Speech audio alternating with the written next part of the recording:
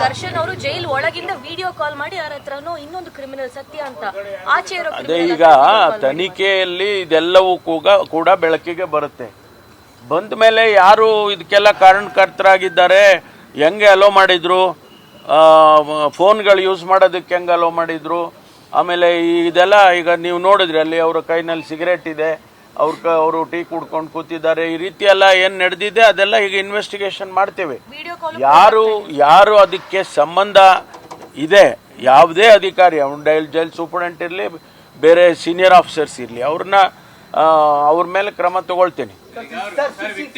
Monitoring ಇರುತ್ತೆ, CCTV monitoring ಇರುತ್ತೆ, ಹಿರಿಯ ಅಧಿಕಾರಿ ನೋಡೋಕೆ ಅವಕಾಶ ಇದೆ, ಇಷ್ಟೆಲ್ಲ ಇದ್ರೂ ಕೂಡ ಆಗ್ತಾನೆ ಇರುತ್ತೆ ಅಂತಂದ್ರೆ ವಾಚಿಂಗ್ ಇದ್ದೇ ಇರುತ್ತೆ ಸಿಸಿಟಿವಿ ಅಲ್ಲಿ 24/7 ಅಲ್ಲಿ ಮಾನಿಟರಿಂಗ್ ನಡೀತಾನೆ ಇರುತ್ತೆ. ಅಲ್ಲಿ ಇಂಟರ್ನಲ್ಲಿ ನಿಮ್ಗೆ ನೋಡಿರ್ಲಿಕ್ಕಿಲ್ಲ, ನೀವು ಇಂಟರ್ನಲ್ಲಿ ಅಲ್ಲಿ ನೀವು ಹೇಳಿದಾಗೆ ಸೀನಿಯರ್ ಆಫೀಸರ್ಸ್ಗೆ ಅಲ್ಲಿ ಏನು ನಡೀತಾ ಇದೆ, ಯಾವ್ಯಾವ ಬ್ಯಾರಕ್ಸ್ನಲ್ಲಿ ಏನು ನಡೀತಾ ಇದೆ, ಯಾರು ಓಡಾಡ್ತಾ ಇದ್ದಾರೆ, ಬರ್ತಾರೆ ಹೋಗ್ತಾರೆ, ಪ್ರತಿಯೊಂದು ಕೂಡ ಅಲ್ಲಿ CCTVನಲ್ಲಿ ಕಾಣಿಸುತ್ತೆ. ಅದನ್ನು ಹೊರತುಪಡಿಸಿ ಈ ರೀತಿ ಆಗಿದೆ ಅಂತಂದ್ರೆ ಅವ್ರ ಮೇಲೆ ಕ್ರಮ ತಗೊಳ್ತೀವಿ. ಕಾಣ್ಲಿಲ್ಲ ಅಂತ ನಾನು ಹೇಳ್ತಾ ಇಲ್ಲ, ಕಾಣ್ಲಿಲ್ಲ ಅಂತ ನಾನು ಹೇಳಿಲ್ಲ.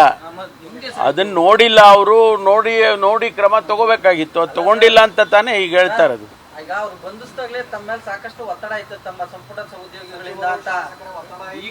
ಯಾರು ಒತ್ತಡನೂ ಇಲ್ಲ ರೀ, ನೋಡಿ, ಯಾರು ಒತ್ತಡನೂ ಇಲ್ಲ, ನನಗೆ ಯಾರು ಒತ್ತಡನೂ ಇಲ್ಲ.